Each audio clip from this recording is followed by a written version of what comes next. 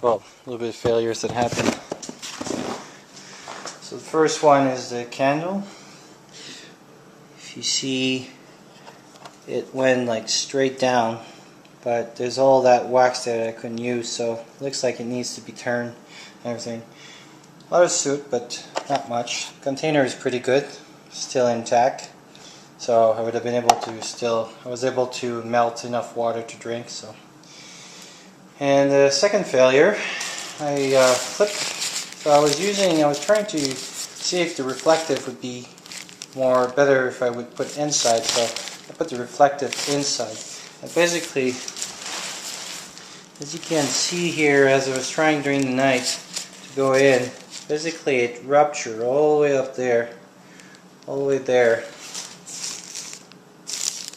And basically that's how it was inside then. When I started putting that, the legs was much warmer and a little bit better, but the feet were still cold, so I'm going to work on something for the feet because I don't want to put my boots in. Last time I tried to put the boots in, that's what happened with it. It punched a hole, plus as it goes, snow can melt and everything. Otherwise, you know, it was like probably minus 25, minus 30. I didn't really have a thermometer with me, but probably that's what it was, the range. And relatively warm, so pretty much all by my clothes though, because at one point I only had one candle still going. But with the 3 candles, the last time I did the test, it worked pretty good. So next time I'm going to try to find a better candle and use the bag this side outside to reflect the cold and this bag inside to reflect the heat. So if you guys don't like to open those ones because they're always like a pain in the butt, that's pretty much the what it looks like. The emergency blanket roll. They roll pretty small actually in my flight suit. That's what I carry because they're very small. They come about that size all rolled up. So they're pretty strong, like anything. Okay, those were the clothes I was wearing last night when I slept outside. So like we all know, dress in layers, what they recommend for winter stuff. As well as I dress in layers sometimes, especially when it's like minus 30, minus 35. It's better to dress in different layers. That way, as well as I don't have to buy bigger equipment and I can use it at different time of the year.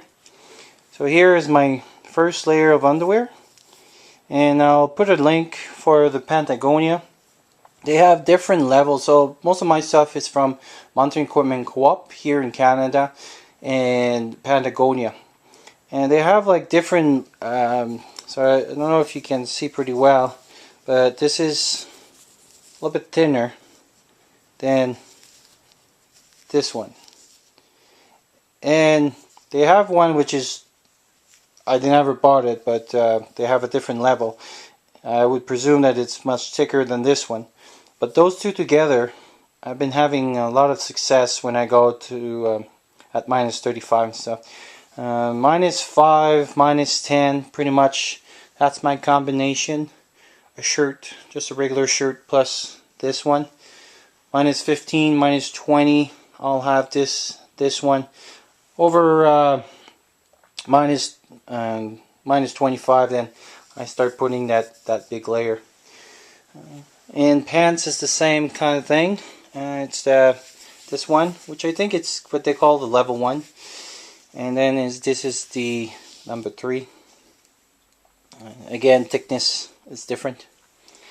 So this is my my top part, my bottom part, and then in between the layers, if it's only, again, if it's minus 10 to about less than minus 25, I won't put that second layer. And this layer will come into around minus 20, minus 25, depending how it is outside. And basically the only thing it is, it's kind of like a fleece, but it's made of again, Modern Equipment Co-op, and it's, I believe, I don't know if you guys can see that, but 84% polyester and 16% spandex. Very light, very comfortable, awesome for ice climbing and skiing, breathe pretty well, and it's pretty nice warm. So basically I have that layer, mid layer, and if it's get very cold, I get this.